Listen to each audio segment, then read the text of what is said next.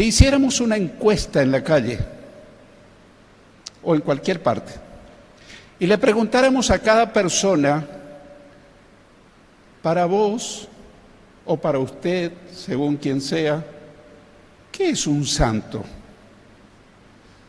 Y le preguntaríamos a una y otra persona.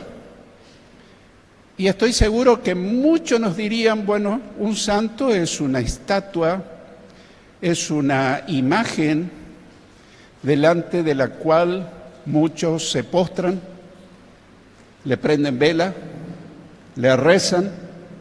Y estoy diciendo esto no como burla, sino con sumo respeto, pero fiel a la realidad de lo que pasa en nuestra sociedad que se dice ser cristiana. Y esas imágenes y esas estatuas, según la Biblia, son ídolos. Y muchos le piden favores, milagros, sanidad, y por ahí ocurren milagros. Y dicen, pero a mí me sanó el santo fulano o la santa mengana. Pero yo quiero decirle que el diablo es muy astuto y el diablo también hace milagros y hace aparecer como que esa estatua o ese santo es el que lo hizo para prenderse de esa idolatría y no soltarla, y eso es abominación delante de Dios. Si hay un pecado que Dios aborrece es la idolatría. Idolatría es todo aquello que reemplaza al Dios verdadero. Y nosotros como cristianos evangélicos a veces creemos que estamos libres de ser idólatras. A veces no adoramos estatuas ni imágenes, pero adoramos otras cosas que no son pecaminosas, pero desde el momento que reemplazan a Dios, son ídolos, que me quitan de la comunión íntima con Dios. Algunos dicen, pero yo le pido a mi santo que le pida a Dios, ¿verdad? Quizás muchos de los que están sentados acá lo hacían antes de conocer a Cristo. Y hasta llegan a pensar que eso es cierto y que funciona. Sin embargo, 1 Timoteo 2:5 dice que hay un solo Dios y un solo mediador entre Dios y los hombres, Jesucristo hombre. No hay otro mediador. Y Jesús, en Juan 14:6 dice, yo soy el camino, la verdad y la vida, y nadie viene al Padre sino por mí. ¿Qué hacemos con lo que Jesús dice?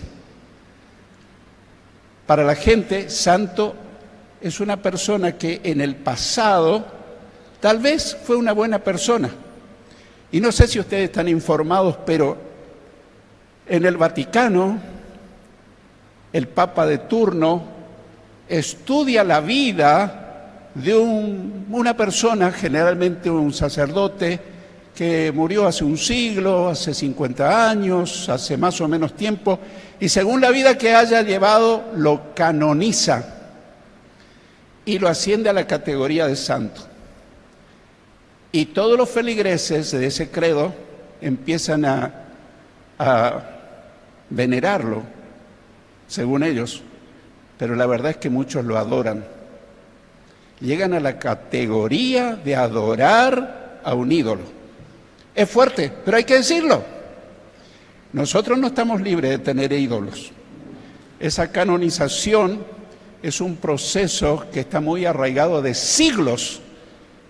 Y entonces, ¿qué es un santo? ¿Es eso el concepto bíblico de ser santo? Eso dista diametralmente opuesto a lo que la palabra de Dios enseña. Quiero comenzar diciendo que cuando una persona, cualquiera sea, un día escucha el Evangelio de Jesucristo, que es el Evangelio, las buenas noticias de salvación, que Jesucristo vino a buscar y a salvar lo que se había perdido, toda la raza humana, y escucha que todos somos pecadores y estamos destituidos de la gloria de Dios, y de continuar en el pecado nos espera la muerte, el infierno. Pero gloria a Dios, según Romanos 6:23, pero la dádiva, el regalo, el ofrecimiento de Dios es vida eterna en Cristo Jesús, Señor nuestro. Gloria a Dios. Cuando una persona reconoce su condición de pecador, le pide perdón a Dios, recibe a Cristo en su corazón. Si lo hace genuinamente, en ese momento la Biblia dice que nace de nuevo. Es una nueva persona. El Espíritu Santo entra a vivir en esa persona. Esa no es la plenitud, no es el bautismo del Espíritu Santo, esa es la presencia, que en Efesios 1:13 dice que somos sellados. Eso de sellado es una expresión simbólica, porque no es un sello, es la presencia del Espíritu, que somos sellados como propiedad de Dios. En ese momento nuestra vida cambia totalmente. Y recibimos la salvación del alma, la vida eterna. Eso es instantáneo. Dios no salva a una persona por cuotas, la hace de inmediato, cuando la persona actúa sincera y honestamente. Y la salvación es condicional. A diferencia de los calvinistas que dicen, si ya sos salvo, siempre salvo, nunca, jamás te vas a perder. Yo le puedo hacer un estudio bíblico exhaustivo, exegético, que la salvación se puede perder. Jesús estaba con los apóstoles y un día reñían entre ellos, por mencionar solamente un ejemplo. Y Él les trajo un niño en el medio y le dijo, si ustedes no se vuelven como este niño, no entrarán en el reino de los cielos. A los apóstoles. Quiere decir que ellos podían perder la salvación. Eran apóstoles. Yo le podía hacer un estudio exegético profundo que la salvación se puede perder. Es un grave error del calvinismo pensar que la salvación no se pierde nunca. Seguimos siendo salvos siempre y cuando sigamos perseverantes, fieles y firmes en el camino del Señor. El que persevera fielmente hasta el fin, ese será salvo. Así que si no estás perseverando, está en riesgo tu salvación. Y de camino al cielo te podés poner en camino al infierno.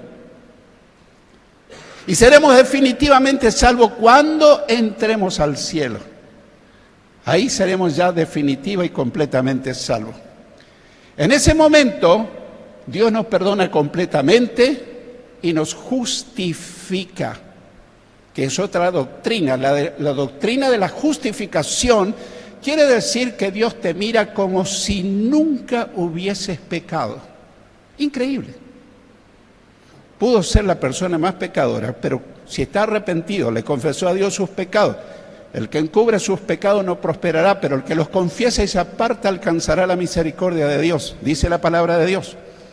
Y esa persona recibe el perdón de todos sus pecados, la justificación, y ahora estoy entrando en el tema. Y en ese momento lo declara santo, posicionalmente.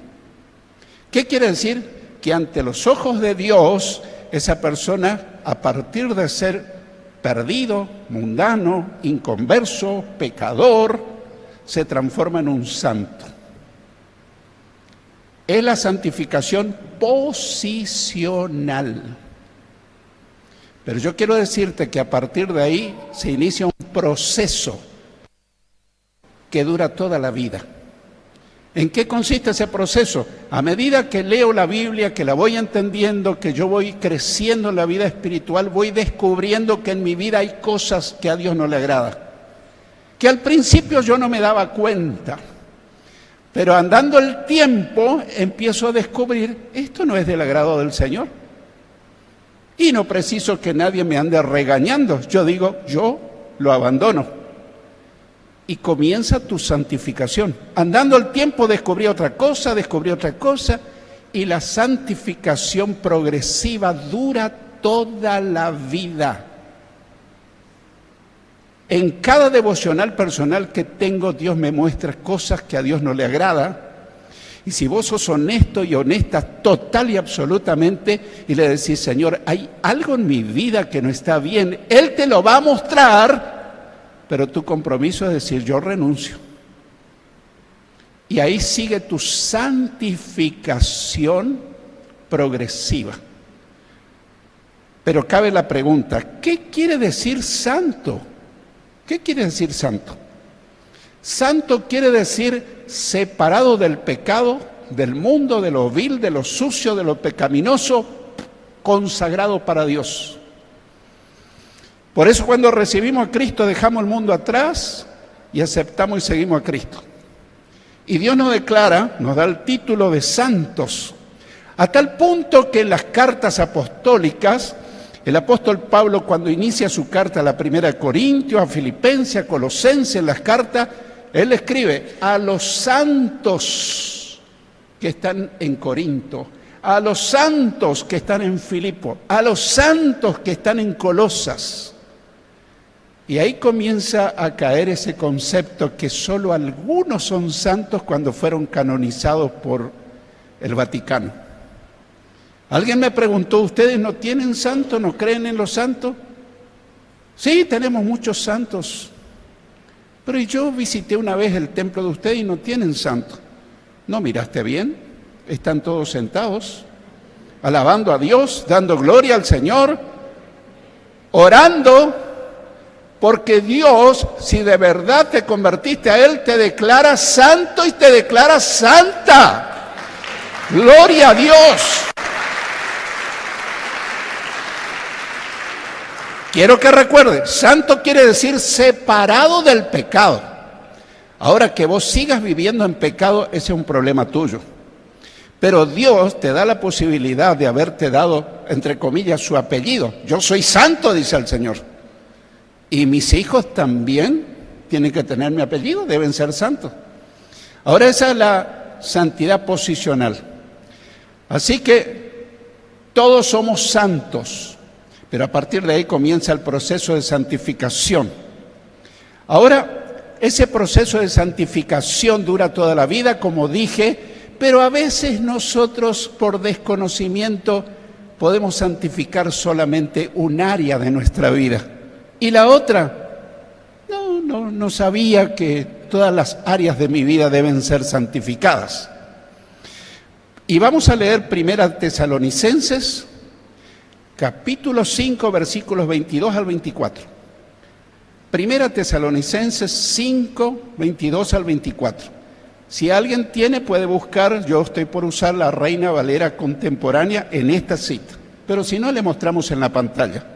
1 Tesalonicenses 5, 22 al 24 leemos: absténganse de toda especie de mal, que el mismo Dios de paz los santifique por completo, y que guarde irreprensible todo su ser, espíritu, alma y cuerpo, para la venida de nuestro Señor Jesucristo. Aquel que los llama es fiel y cumplirá todo esto. Quiero que recuerde el título del mensaje de hoy: completa santificación.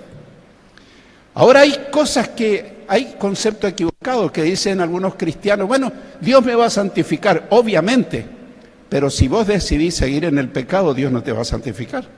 Yo tengo que renunciar pecados de pensamiento, pecados de palabra, pecados de actitudes, pecados de hechos, pecados de comisión cuando uno comete pecado, pecados de omisión cuando uno omite hacer cosas buenas que podemos hacer.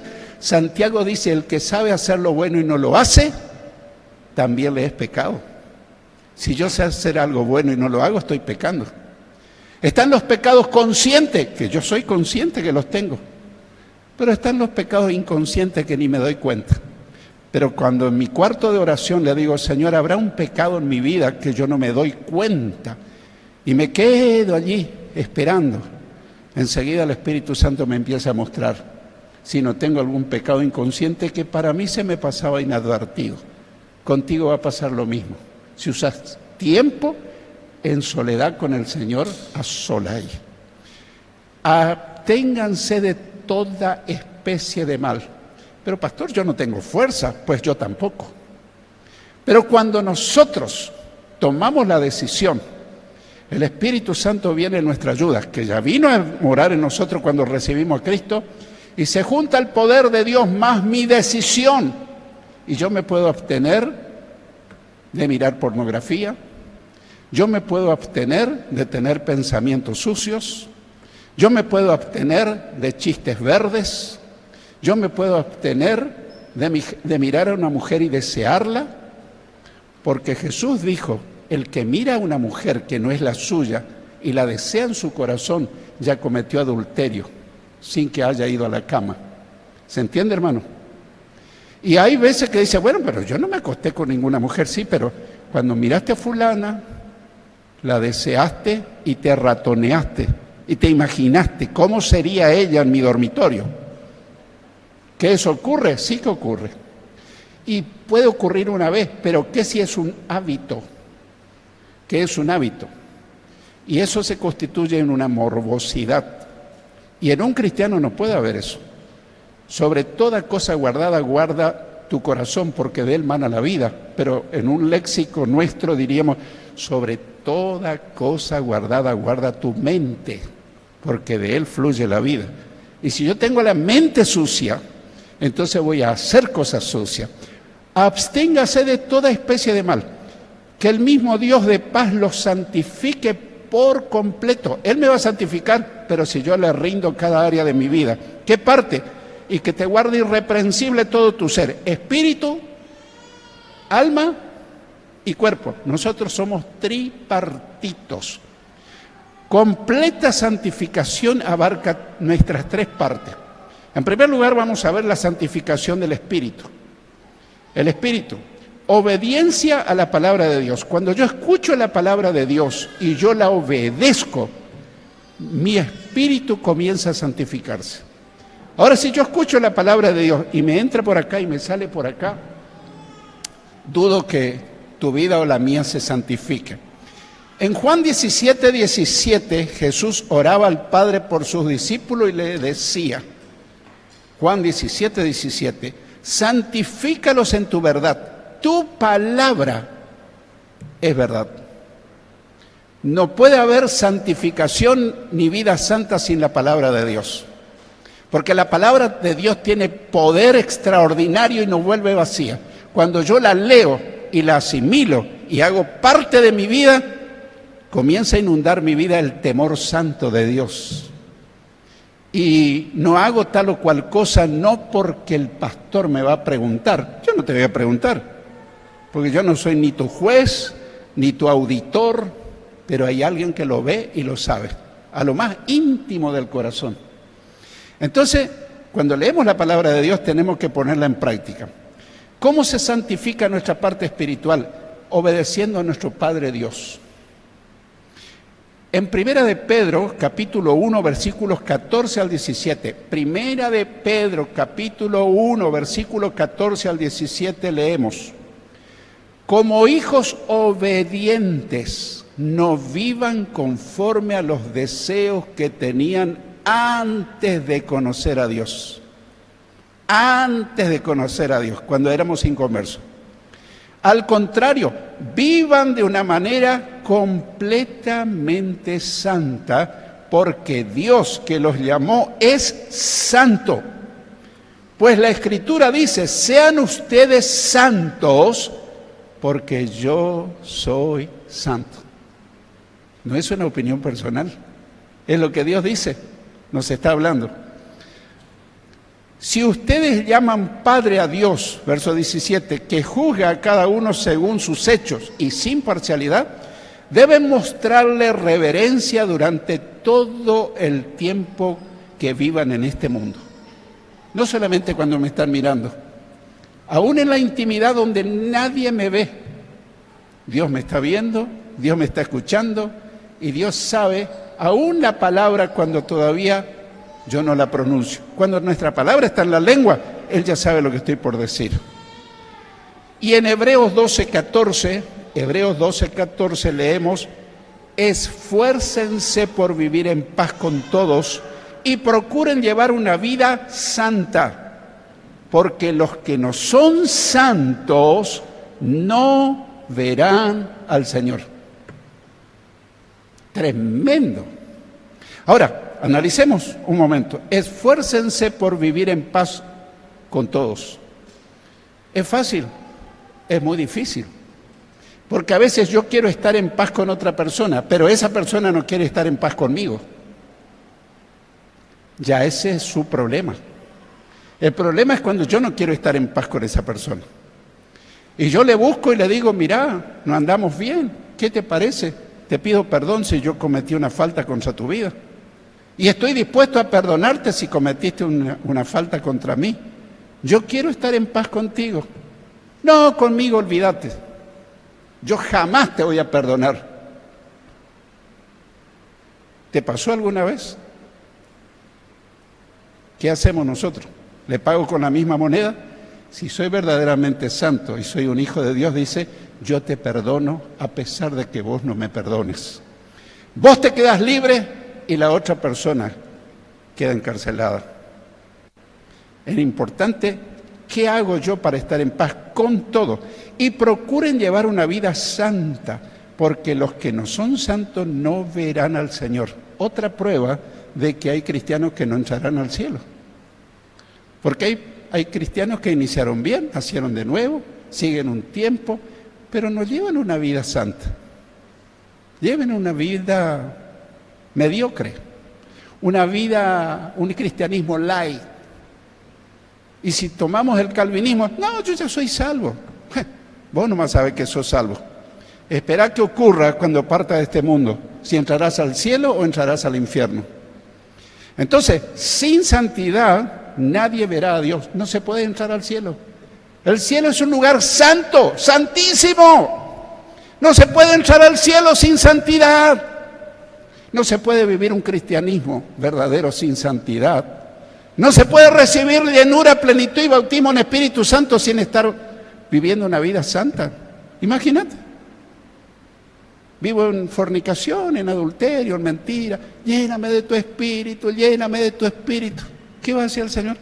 Anda a corregir tu vida, renuncia a tus pecados, vení, confesámelo y yo te lleno de mi Espíritu. ¿Está claro, hermanos? Este es un sermón solemne que te habla a vos, que me habla a mí, que nos habla a todos. Esa es la santificación del Espíritu. Pero veamos la santificación del alma, porque el alma es otra cosa, el alma no es el Espíritu. Convengamos en entender que el alma está formado por tres partes: nuestros pensamientos, nuestra psiquis, nuestra mente, los que pensamos, nuestros sentimientos, nuestras emociones y nuestra voluntad. Yo quiero que recuerden, el alma no es el espíritu, y el alma está formado por la mente, las emociones o el corazón y la voluntad. Ahora, ¿cómo se santifica nuestra alma? No debemos mantener sentimientos de enojo, odio, rencor, venganza, falta de perdón. El que mantiene esos sentimientos, su alma, nunca se va a santificar. Y siempre va a guardar las apariencias, fingiendo ser un santo, pero no siéndolo en realidad. Y sin santidad nadie verá a Dios. Efesios 4, versículo 26-27 dice: si se enojan, no pequen, que el enojo no les dure todo el día. No le den oportunidad al diablo. Si yo te pregunto, ¿quién no se enojó alguna vez? Todos nos enojamos. ¿Sí o no? Yo levanto mis dos manos. Yo me enojé muchas veces. El pecado es quedarse enojado.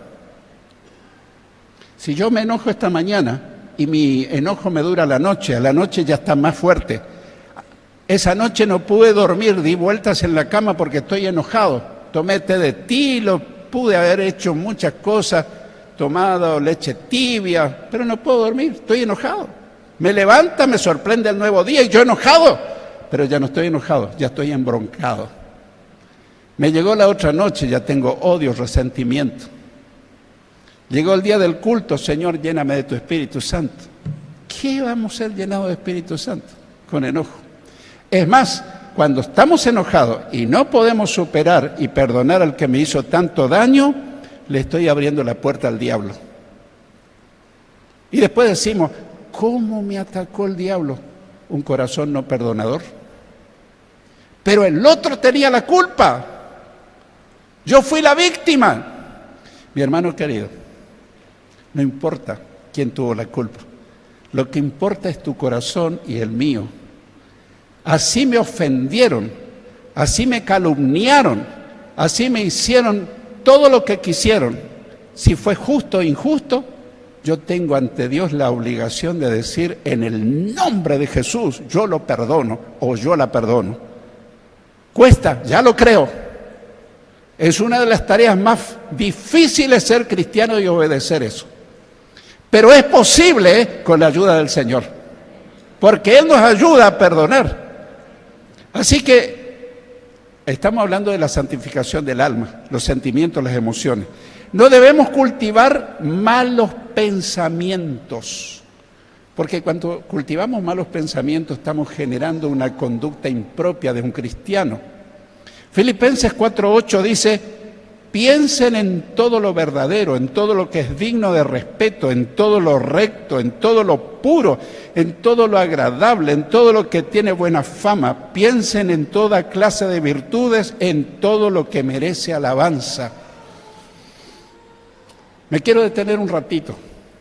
Si todo el día estás recordando lo que te ofendió fulana o fulano, yo te puedo asegurar que vas a ser la persona más amargada del mundo. Vas a tener raíz de amargura. Y los que están cerca tuyo van a ser contaminados con la raíz de amargura. Mi único tema va a ser hablar de lo que me hicieron. Y yo no tuve la culpa. O si tuve la culpa, pero bueno, podían haber sido más misericordiosos conmigo. Entonces, hermano querido, estamos poniendo las cartas sobre la mesa y estamos siendo honestos y sinceros. Entonces tenemos que cultivar pensamientos nobles, santos. Pero si yo vivo pensando en cosas feas, en heridas, y peor aún, si en la intimidad de mi hogar, yo he atendido a queridos hermanos que me han dicho, pastor, soy adicto a la pornografía. Y hoy no puedo parar de tener prácticas sexuales artificiales. Y ustedes ya saben a qué me refiero.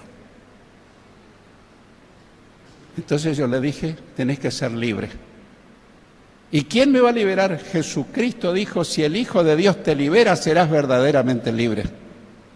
Y he conocido a hombres que han sido adictos a la pornografía y a esas prácticas artificiosas y luego se han casado y han sido disfuncionales, porque toda la vida buscaron satisfacción artificial. ¿Me explico? Yo creo que a buen entendedor pocas palabras. Alguien dirá, a las mujeres no le ocurre eso. He asistido a personas que con mucha vergüenza me han dicho, pastor, yo soy adicta a tal práctica. No todas están dispuestas a confesar. Y oramos y rompimos esa atadura. Y la hermana fue libre, porque Cristo nos hace libres. Y la sangre de Cristo nos limpia de todo pecado. Estamos hablando de santificación del alma. No debemos cultivar malas actitudes. Estamos hablando de la santificación del alma. Mateo 5, 43, 44. Jesús dice, oyeron que fue dicho, amarás a tu prójimo y aborrecerás a tu enemigo. Pero yo les digo, amen a sus enemigos, bendigan a los que los maldicen, hagan bien a los que los aborrecen y oren por los que los tratan mal y los persiguen. Este versículo parece una utopía, un ideal inalcanzable. Una utopía es un ideal inalcanzable. Parece, pero es posible. Y hace un tiempo estuve estudiando cómo lograr amar a aquellos que son mis enemigos. Quiero decirte algo. Los enemigos son los que no son creyentes. Pero quiero decirte algo muy fuerte. Hay hermanos que actúan como enemigos. Y te dan la puñalada por la espalda y hablan mal de vos, te calumnian y andan chismeando cosas y a uno le duele. Y uno dice, ¿y a este yo le tengo que amar? Yo no puedo. Quiero confesarte que yo tampoco. Pero voy al Señor y le digo, tu palabra me dice que yo le tengo que amar a esa persona. ¿Qué hago? Empecé a orar por esa persona. No tengo ganas de orar por esa persona. Tenés que hacerlo, yo te ayudo. Y descubrí que a empezar a orar por esa persona. Orar.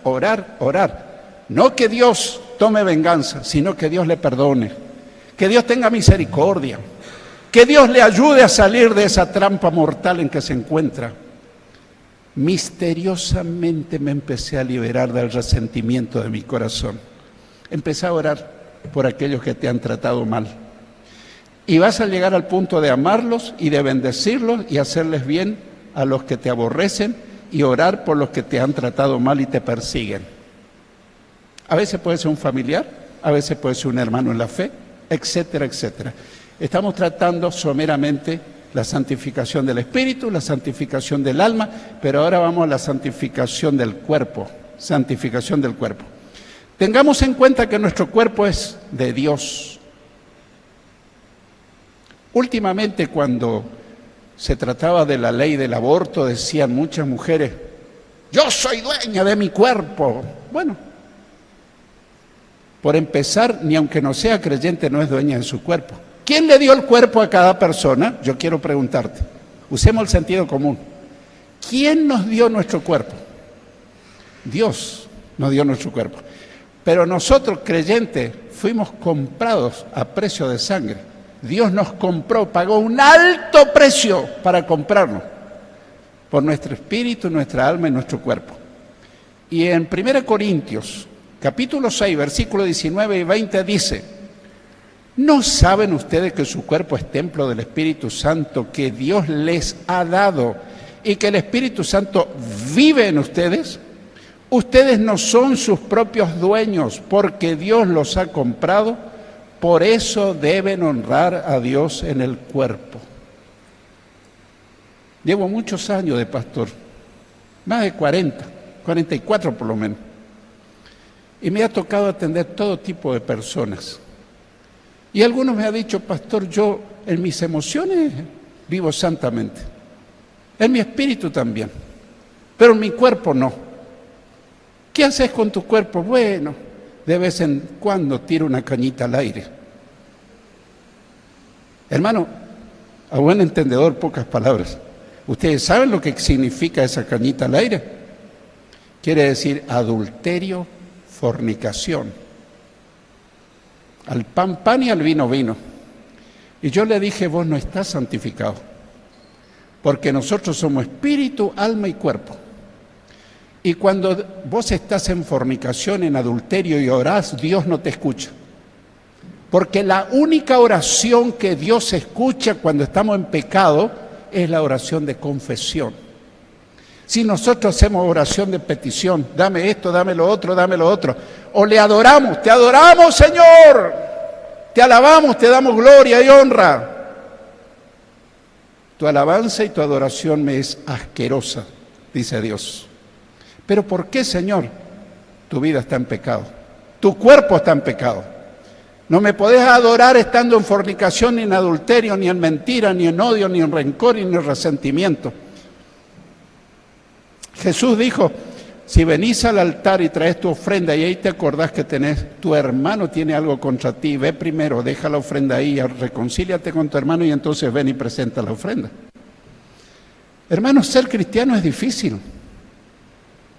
Ser cristiano. Ahora hoy se predica un evangelio light. Vení, Dios te va a prosperar, Dios te va a sanar, Dios te va a dar casa nueva, moto nuevo. Ese no es el evangelio de Cristo. El evangelio de Cristo es difícil. Y el que no muere a sí mismo y toma su cruz cada día y le sigue, no puede ser seguidor de Cristo. No debemos pecar con el templo del Espíritu Santo. 1 Corintios 6, 18. 1 Corintios 6, 18 dice, huyan de la fornicación. Cualquier otro pecado que el hombre cometa está fuera del cuerpo, pero el que fornica contra su propio cuerpo peca. No quiere decir que otros pecados no tengan peso ante Dios, pero la fornicación es muy grave y el adulterio. Porque quizás no sabías, cuando un hombre y una mujer se unen en relación íntima, no son dos cuerpos que se unen. Se une su alma, se une su espíritu, se une sus emociones, se unen sus sentimientos. Por eso la palabra de Dios dice que cuando un hombre y una mujer se casan, llegan a ser una sola carne. Son dos cuerpos, pero Dios mira como si fuese uno, porque la unión conyugal hace que esas personas se unan. Y una persona que anduvo por muchos lugares, acostándose con uno y con otro y con otro y con otro y con otro, después en su matrimonio tiene serios problemas. ¿Por qué? Porque quedó ligada a esa otra persona. Oh, pastor, ¿y qué hacemos? ¿Qué hacemos? Yo quiero darte una buena noticia. Si el Hijo te libertare, serás verdaderamente libre. Y la sangre de Cristo te limpia de todo pecado. Pero yo forniqué o adulteré hace 20 años, quedó la marca. Si hoy le decís, Señor, yo realmente me arrepiento de ese desliz, de ese pecado que cometí ante ti, hoy yo me arrepiento, te pido perdón y te pido que la sangre de Cristo me limpie de todo pecado. Y si lo decís sinceramente, en ese momento tus pecados son perdonados. Y Dios te perdona y te justifica y te mira como si nunca hubieses pecado. Yo te pregunto, ¿no habrá alguien que necesita hacer eso? Hermano, estamos en un tiempo donde se toma el Evangelio muy livianamente, pero el Evangelio es muy serio, no es una religión, nos está preparando para entrar a la ciudad celestial. Y allá no entra pecado, solamente los que viven en santidad de vida. No debemos llenar el templo del Espíritu Santo con nicotina, alcohol y drogas. Y ahora muchos chicos cristianos, ya lo dije varias veces, quieren tatuarse. Los que están tatuados no se sientan incómodos. Lo hicieron cuando no estaban en el camino del Señor. Estaban en oscuridad y Dios tiene misericordia y no los toma en cuenta. Pero cristianos, siendo cristianos, dice, me voy a tatuar para ser como todos los demás. Vos no sos como todos los demás. Estamos en el mundo, pero no somos del mundo. Nosotros somos ciudadanos del reino de los cielos. Hermano, vos no sos de la tierra, sos del cielo. Y por lo tanto tenemos que vivir como ciudadanos del reino de los cielos. Quiero concluir diciendo que fiel el que nos llama, el cual también lo hará. Nos ayudará a que tengamos completa santificación, espíritu, alma y cuerpo, para que cuando Él venga a buscarnos no tengamos que escondernos avergonzados de la santidad de su presencia, y si partimos a la eternidad que podamos entrar al cielo. No vaya a ser cosa que me pasé tantos años en una iglesia y finalmente entro al infierno. Hermano, la santidad es básica, porque Dios es santo. Y si Dios reclama santidad, no podemos eludir la responsabilidad. Y yo quiero terminar con un ejemplo. Desde la eternidad pasada, presente y futura, entre el Padre y el Hijo, nunca hubo separación, nunca. Siempre vivieron en estrecha e íntima comunión entre Dios el Padre y su Hijo Jesucristo. Pero hubo un momento en que el Padre lo abandona a su Hijo, y es en la cruz, y Jesús dice, Padre, ¿por qué me has abandonado? ¿Pecó Jesús? Jesús nunca pecó. Pero yo quiero explicarte, en ese momento, tus pecados y los míos, Dios los puso sobre Jesucristo, para que Él pagara por nuestro pecado. Y cuando el Padre vio pecado en su Hijo, lo abandonó. Yo quiero decir algo muy contundente. Si alguien de nosotros vive en pecado, Dios te va a abandonar. No pienses que eternamente podemos jugar al Evangelio. O somos o no somos. O somos santos o somos perdidos, mundanos, inconversos. Cuesta mucho, ya lo creo. Pero Dios está dispuesto a santificar tu vida si vos estás dispuesto a decirle, Señor, yo me propongo ser santo. Completa santificación.